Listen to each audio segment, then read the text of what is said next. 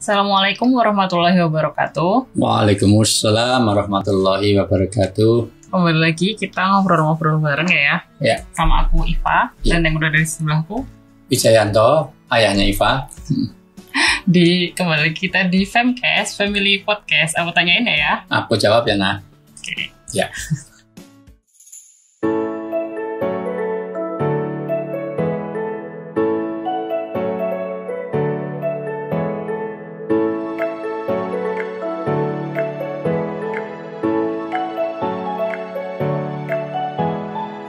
Nah, kalau sebelumnya kita udah membicarakan tentang persiapan pernikahan, kali ini kita mau bahas tentang kehidupan pernikahan, pernikahan, utamanya hubungan dengan mertua. Ya. Terus sebenarnya itu apa sih ya kewajiban menantu pada mertua? Apakah sama dengan kewajiban dengan orang tua? Ya, karena prinsipnya sama, karena orang tua dalam Islam itu ada 3. Satu, orang tua kandung atau yang mengasuhnya.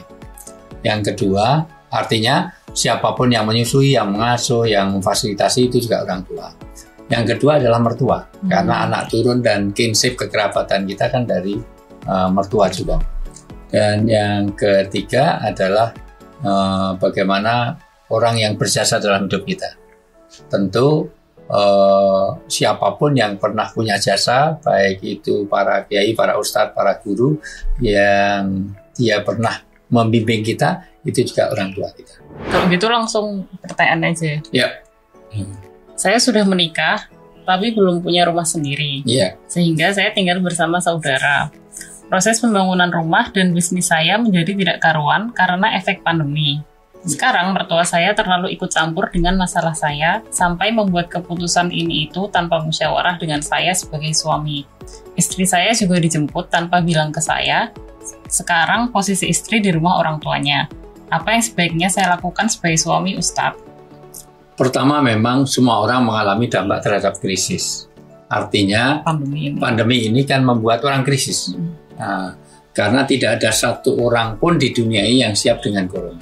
Tidak ada satu negara pun di dunia ini yang sudah mempersiapkan dengan corona. Artinya COVID-19 ini kan sesuatu yang unintended, sesuatu yang memang tidak pernah ada yang merencanakan. Artinya tidak ada rencana untuk mengundang corona dimanapun. Maka pasti ada krisis. Nah, krisis dalam pengertian psikologi yaitu dia mengalami ketidaksiapan lah paling tidak. Yang kedua, karena kenyataannya uncertainty, artinya tidak ada kepastian kapan akan berakhir. Dan sampai hari ini kita apa-apa dakwah aja pakai sosmed, pakai online. Sekolah aja pakai kelas online, itu semuanya. Jadi ini jadi begitu masalah yang mohon maaf pasti ada sesuatu yang jangan sampai ada loss of control yang ketiga itu, yaitu ketidaksiapan kita untuk menghadapinya. Apalagi ini jadi distress, harusnya kan jadi eustress, jadi sesuatu yang positif. Kaitan dengan apa pertanyaan ini? Kaitan dengan pertanyaan, corona memang mengubah bagaimana sistem ekonomi dan bagaimana pekerjaan jadi lebih dari 9 juta orang di Indonesia yang menganggur. Maka sebaiknya ini harus dimaknai sebagai perbaikan diri. Kaitan dengan tinggal bersama namanya keluarga itu kan unit yang seharusnya terpisah. Karena nanti konsekuensinya, kalau coba dibaca, sebetulnya dalam surat An-Nisa ayat 34, idealnya seorang laki-laki kalau sudah siap nikah, itu memberikan sandang, pangan, papan. Nafkah lahir dan nafkah batin. Ya. Laki-laki, suami itu pelindung bagi perempuan atau istri. Karena Allah telah melebihkan sebagian mereka, laki-laki, atas sebagian yang lain, perempuan. Dan karena mereka laki-laki telah memberikan nafkah dari harta mereka. Ya, jadi laki-laki itu harusnya memberi nafkah kepada perempuan. Artinya suami itu dianggap layak nikah kalau dia sudah sanggup menafkahi. Jadi, tentu nafkah juga memberikan tempat untuk kediaman. Ya, jangan sampai hanya numpang mertua. Ini dari ayat ini ya, dari ayat ini. Nah, teruskan ya. Maka perempuan-perempuan yang soleh adalah mereka yang taat kepada Allah dan menjaga diri ketika suami mereka tidak ada karena Allah telah menjaga mereka.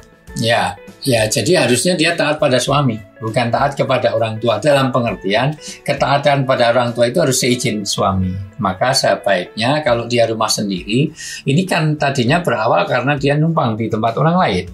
Ya kan, pertanyaannya begitu. Maka tetap idealnya dia harus punya tempat sendiri, rumah sendiri, kediaman sendiri. Kalaulah terpaksa itu satu rumah, kalau bisa 2 dapur, artinya dapurnya sendiri. Gimana disekat atau gimana supaya itu jadi unit. Itulah bedanya host sama home. Nah, kita tidak sekedar membuat host tapi hanya jadi home. Artinya itu menjadi unit tersendiri. Kalau host kan sekedar rumah ya, bangunannya. Nah, jadi home itu menjadi institusi.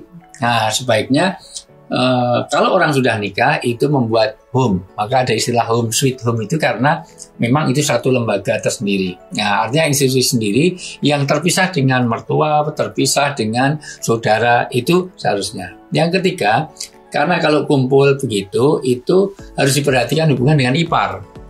Karena Nabi mengingatkan ipar itu mematikan, karena itu bukan mahram.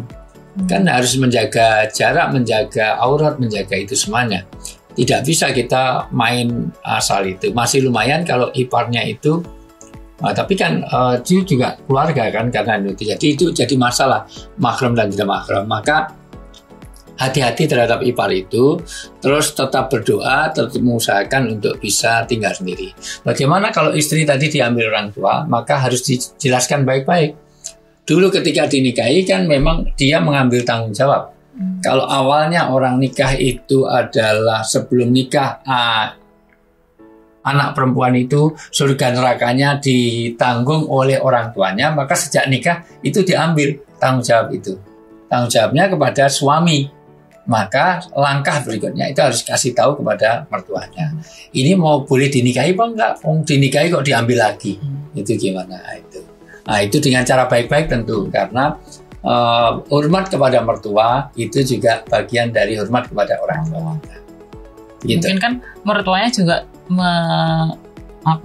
menjemput istrinya karena menilai kok ini bisnisnya nggak beres karena. Ya, tapi kan harus izin dengan suami karena sudah diambil alih tadi dengan ijab kabul, dengan misakon walido, dengan karena orang ijab kabul itu bukan janji kepada mertua, janjinya kepada Allah juga bahwa anak ini sudah saya ambil tanggung jawabnya. Maka harusnya hierarkinya dia harus sepengetahuan pada suami. Nah, kan nggak bisa mama tiba-tiba diambil eyang terus saya cari kemana diambil lagi mana? Dulu sudah ada mahar, ada ijab kabul, ada janji setia untuk menjalin pernikahan. Nah, itu langkah yang harus dilakukan. Berarti kalau gitu selanjutnya suaminya boleh menjemput istrinya dari rumah? Bukan boleh, harus dong. Sebagai tanggung jawab. Tapi juga apa nggak boleh misalnya dia tinggal bersama mertua karena keterbatasan semuanya, kadang-kadang diperlukan kalau memang mertua perlu bantuan, anak-anak kita juga mensupport bagaimana menjaga mertua, itu malah bagus. Tapi idenya adalah bagaimana kita bakti pada mertua, bukan pada kita numpang pada mertua. Jadi bukan pondok mertua indah. Idenya kalau kita itu memang tinggal bersama mertua karena kita mensupport mertua kita. Nah, mertua kita perlu ada yang nungguin karena kesehatannya, mertua kita perlu membantu karena kondisinya, itu nggak masalah tinggal bersama. Tapi tetap bahwa institusi keluarga itu harusnya mandiri. Nah, jadi seandainya begitu nanti kaitannya dengan pendidikan anak, karena bisa saja kadang-kadang oleh orang tuanya itu anaknya dilarang sesuatu, tapi oleh mertuanya serba dibolehkan. Nah, itu kan jadi susah. Tanggung jawab itu nanti bukan mertua, tanggung jawab anak di akhirat itu adalah pada orang tua. Jadi penyelesaiannya ya harus bicarakan baik-baik, ambil kembali. Oke. Terus pertanyaan kedua, Ustadz. Istri saya sering curhat ke mertua dan mertua saya selalu mempercayai apa yang diucapkan istri saya. Apapun yang istri saya lakukan, mertua saya percaya 100% tanpa mempertimbangkan pendapat atau masukan dari orang lain. Sebagai suami, bagaimana saya harus menyikapi hal ini? Ya, seharusnya memang namanya juga suami istri, seharusnya istri itu mau apapun menceritakan kepada orang lain, itu kepada mertua, kepada apapun, kalau tidak untuk menjadi solusi, tidak boleh. Cukup dikatakan berdusta bagi para istri yang menceritakan kejelekan suami kepada orang lain, bukan untuk jadi penyelesaian walaupun itu benar. Benar saja dianggap dusta. Karena tidak boleh menceritakan kejelekan suami kecuali untuk mencari solusi. Misalnya suaminya punya penyakit tertentu, kita kepada dokter, pada ahlinya. Atau suami itu membahayakan, maka kita curhat pada keamanan misalnya. Ya, atau kepada, kalau dulu kepada Rasulullah ya, kepada al-hal wal aqd untuk bertahkim atau berhakam, yaitu mencari penyelesaian hukum. Nggak masalah. Tapi kalau itu kepada mertua, itu tidak bisa, kita hanya ngember seperti itu. Jangankan kepada suami istri, menceritakan kejelekan siapapun, apa berita apapun, kan harusnya orang Islam itu harus tabayun. Nah, jadi memang itu harus diberitahukan kepada istri dan juga koreksi diri dong. Karena jangan-jangan istri cerita begitu itu memang karena misalnya mengenai keuangan. Karena kadang-kadang kelemahan wanita itu ada pada uang. Kalau nggak pernah dikasih ya orang ya wajar saja, itu koreksi diri. Itu. Karena kadang-kadang semarah apapun istri itu kadang-kadang itu memang karena suaminya pelit. Gitu. Pulang harusnya setengah jam, nyampe ini 2 jam, itu kemana aja gitu. Tapi kalau dijawab, saya tadi ke bank ngambil uang 5 miliar itu untuk kamu, langsung diem aja, nggak usah itu. Oh ya, lain kali terlambat nggak apa-apa deh, itu sebenarnya. Itu lebih lama terlambatnya apa? Oh, lebih baik, makin lama makin banyak yang diambil. Nah, ternyata ada sisi-sisi lain yang untuk satu, koreksi diri pada suami. Kenapa istri jadi cerewet? Kenapa itu semuanya? Mungkin ada masalah juga, maksudnya dari suaminya juga ada kekurangan. Ya, atau kurang membuka diri, sehingga dia curhatnya kepada istri, itu pada mertua tadi. Ya. Langsung pertanyaan selanjutnya. Ya. Assalamualaikum Ustadz, saya mau tanya. Kebetulan ibu saya tinggal bersama saya dan suami di rumah saya, dan saya tidak keberatan. Ya. Tapi kemudian mertua saya mengusir ibu saya. Suami di rumah saya itu maksudnya gimana? Jadi ibu tinggal bersama saya dan suami di rumah saya. Jadi itu rumahnya suami istri, tapi ibunya yang perempuan tuh tinggal di rumah itu. Jadi ibunya tinggal di rumahnya anaknya. Kok rumah saya kan rumahnya suami istri berarti? Ya, maksudnya gitu. Tapi kemudian mertua saya mengusir ibu saya agar pulang ke rumahnya sendiri dan bekerja sendiri agar tidak membebani saya. Saya sangat sakit hati Ustadz. Apakah saya salah jika belum bisa memaafkan perbuatan mertua saya? Ya, pertama, orang bertakwa itu harus mau memaafkan. Itu satu. Kalau dia mengusir tadi juga nggak benar. Karena berarti besanan ya yang diusir itu. Karena prinsipnya masing-masing seharusnya juga dihormati dengan cara yang baik, tapi tidak harus tinggal bersama seharusnya. Kecuali kalau memang diperlukan bantuan. Kayak tadi ya, itu kan kayak awal tadi ya. Numpang mertua, tapi kalau mertuanya tinggal untuk disupport kan sebenarnya apa-apa. Iya, memang nggak apa-apa. Itu artinya justru itu bagian dari bakti kan. Karena nggak mungkin misalnya mertua sudah sendirian atau sudah difabel atau sudah tidak mampu untuk melakukan sesuatu, maka tinggal bersama anak itu ya nggak ada masalah, itu solusi juga. Itu satu. Kedua, tentang bagaimana, coba dibaca surat Al-Imran 133-134. Sifat orang yang bertakwa yang akan masuk surga dapat ampunan Allah. Itu ada 4 di situ. 133 dan 134.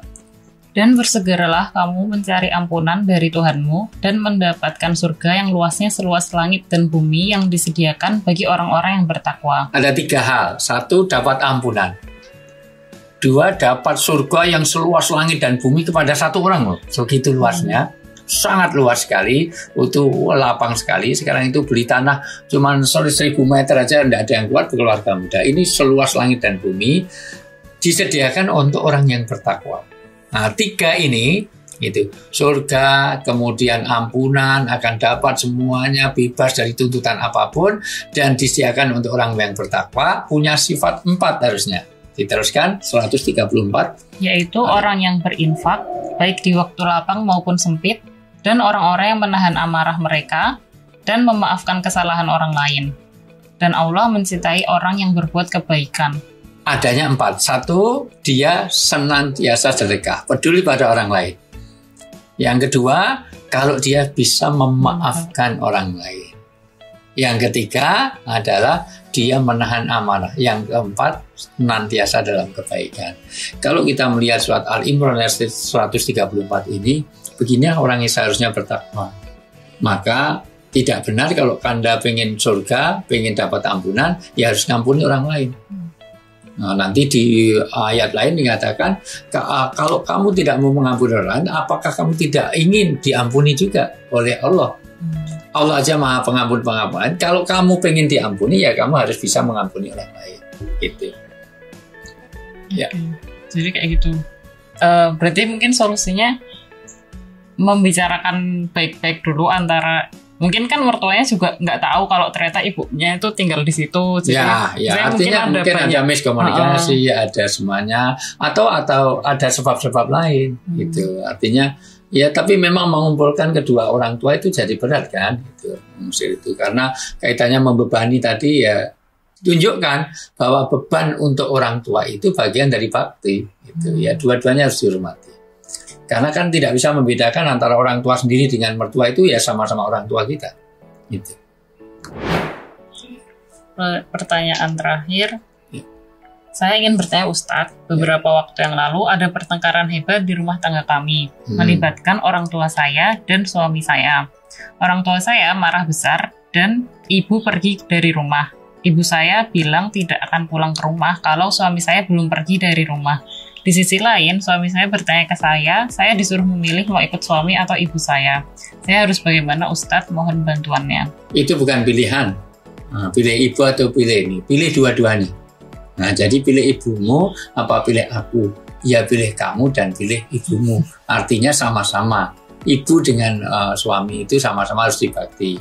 Masalahnya, kenapa kok ibu sampai pergi dan tidak akan kembali ke situ? Itu status rumahnya gimana? Nah, ini. Nah, ternyata ibu ikut anaknya berarti tadi. Ikut.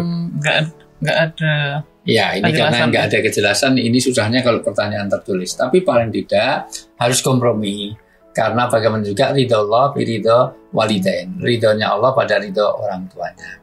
Apa masalahnya kalau perlu mengambil orang ketiga, namanya perhakam atau bertahkim, mengambil penengah, mediator. Orang yang tahu halul hal wal akad, yang tahu nilai agama dan juga tahu permasalahan. Yang objektif.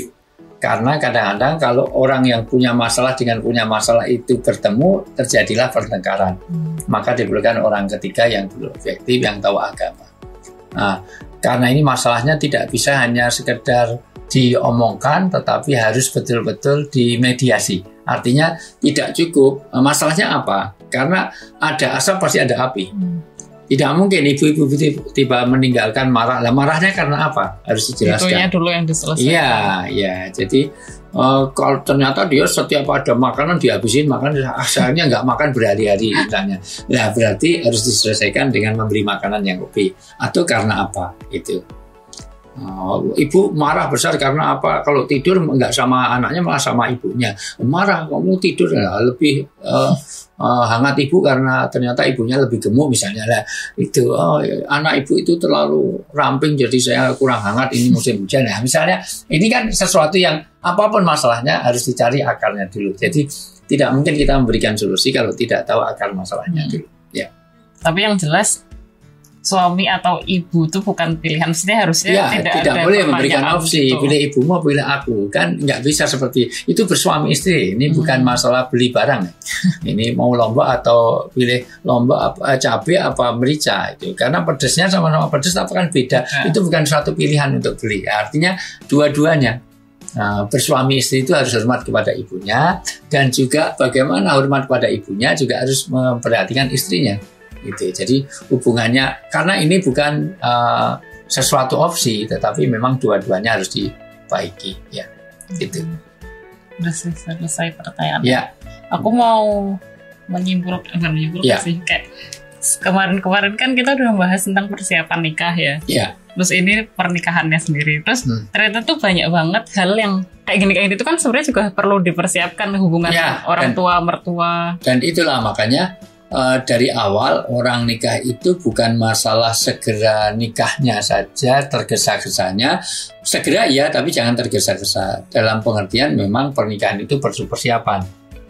Makanya bahasa dibaca ulang coba. Orang mau nikah itu surat An-Nur ayat 32, surat ke-30 ayat 32 itu ada kata-kata layak. Nah, kata layak itu banyak orang memahami, banyak ulama menerangkan kepada kita tentang kelayakan dari segi fisik, psikis, rohani, bahkan kepada material, finansial dan lain-lain. Arum apa Anur? Anur. Anur 24 ayat 32. Dan nikahkanlah orang-orang yang masih membujang di antara kamu. Yang bujangan utamanya segera, karena orang menikah itu menyelesaikan separuh dari agamanya. Karena orang bujangan itu sangat rentan terhadap kejahatan syahwat. Maka nikah menyelesaikan separuh dari agamanya. Nah itu terus. Dan juga orang-orang yang layak menikah dari layak. Layak. Kenapa dia layak menikah? Layak itu dari segalanya. Layak usianya jangan sampai masih TK dijodohkan, enggak bisa playgroup nanti tolong ini nikah nanti 30 tahun lagi, kan enggak bisa seperti itu, 20 tahun lagi enggak bisa seperti itu. Dari hamba yang laki dan perempuan, karena pernikahan hanya boleh lain jenis, jangan sejenis belum ada obatnya, ya gitu. Terus jika mereka miskin, Allah akan memberi kemampuan kepada mereka dengan karunia-Nya. Ya. Dan Allah maha luas pemberiannya, maha mengetahui. Karena nikah akan berkahkan rezeki, etos kerja menjadi tambah. Itu. Nyatanya ayah dulu sebelum nikah mobilnya jelek. Nah sekarang setelah nikah mobilnya 4 rodanya. Ya itu paling tidak itu kan membuat artinya melihat bahwa nikah itu ada etos kerja yang lebih. Dulu belum nikah ada gaji berapapun, ayah dulu penelitian apapun dapat uang banyak ya habis, nggak, tabungannya nggak banyak.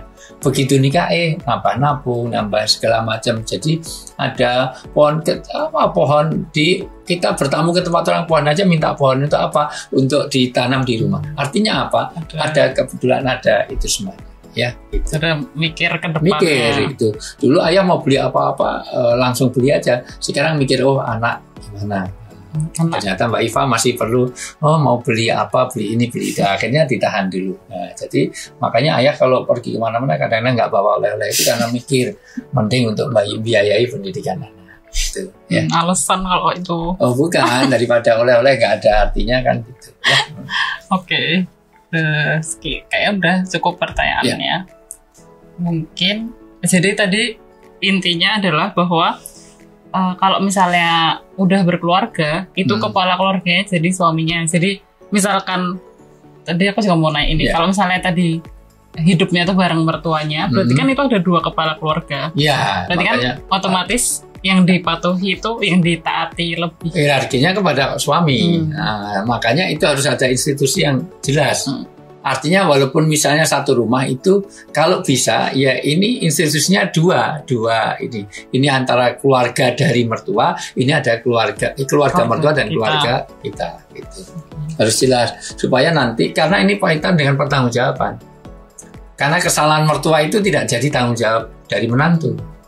Tapi menantu itu tanggung jawab kepada istri dan anak-anaknya. Gitu. Okay. Jadi inti jawabannya tadi yang pertama bahwa suami itu harus menjemput istrinya dari rumah orang tuanya, karena bagaimanapun juga suami itu istri itu tanggung jawab suaminya, bukan orang mertuanya. Yeah. Terus yang kedua bahwa curhat itu nggak bisa ke siapapun. Harus alul hal wal akad, yang tahu agama dan juga orang tahu permasalahan. Untuk mencari solusinya, bukan sekedar curhat. Ya. Jadi juga harus ngember kepada orang lain, malah jadi gosip, akan jadi sesuatu. Karena kalau itu tidak pada ahlinya, nanti malah jadi luar biasa, malah jadi perbincangan orang, malah mengambil aib, mengumbar aib. Di sisi lain suaminya juga mungkin harus mengoreksi diri sendiri, mungkin ada sesuatu yang bikin istrinya nggak cerita ke suaminya, atau ada kelemahan istri yang mohon maaf membuat suami seperti itu. Kan hubungannya resiprositas, artinya hubungannya timbal balik. Suami begitu mungkin karena ada istrinya, istri semua karena itu kan sepasang. Nah sepasang semuanya kayak sepatu. Itu yang kanan menjadi tidak normal karena yang kiri mungkin juga nggak normal. Kalau kirinya itu ini jadi kanannya jadi jalannya nggak benar juga kan. Itu namanya juga pasangan, zaujun. Oke, Kalau gitu mungkin cukup pertanyaannya sampai di sini. Yang penting makanya persiapan nikah itu penting, karena kenyataannya dari pertanyaan ini menunjukkan bahwa ternyata nikah itu kayak orang lihat gunung. Gunung itu dari jauh kan halus, tapi kalau sudah didekati mana ada gunung halus. Kasihan yang daki ya kan ngorot terus kan. Ada jurangnya, ada sungainya, ada lembahnya, ada segala macam. Ada tebing-tebingnya, dan begitulah pernikahan. Maka perlu persiapan yang matang, perlu manajemen yang bagus. Kenyataannya dari bagaimana hubungan dengan mertua, bagaimana dengan keuangan, bagaimana harus orang harus, ternyata wanita ada yang suka cerita kemana-mana, padahal ada aturannya. Tidak bisa kita cerita kepada semua orang kalau tidak untuk menyelesaikan. Iya. Mungkin jawaban hari ini, episode kali ini tuh bisa buat, selain buat menjawab yang udah menikah, udah kehidupan pernikahan, juga buat yang masih mempersiapkan bisa mempertimbangkan dari masalah-masalah ini untuk dipersiapkan. Kalau gitu mungkin sekian dulu. Terima kasih Ayah udah jawab. Terima kasih teman-teman udah mendengarkan sampai sini. Kalau misalnya teman-teman ada yang mau ditanyakan, baik seputar topik ini atau topik yang lain, bisa tanya di kolom komentar di YouTube di bawah ini, atau bisa lewat DM di Instagram @ustadzwijayanto_official. Nanti pertanyaannya kita akan kumpulkan dan kita jawab sesuai kategori atau topik-topiknya. Kalau teman-teman mau penasaran sama episode-episode sebelumnya, barangkali pertanyaan teman-teman udah ada yang dijawab, bisa klik di sini untuk lihat episode-episode sebelumnya. Mungkin sekian dulu episode kali ini. Wassalamualaikum warahmatullahi wabarakatuh. Waalaikumsalam.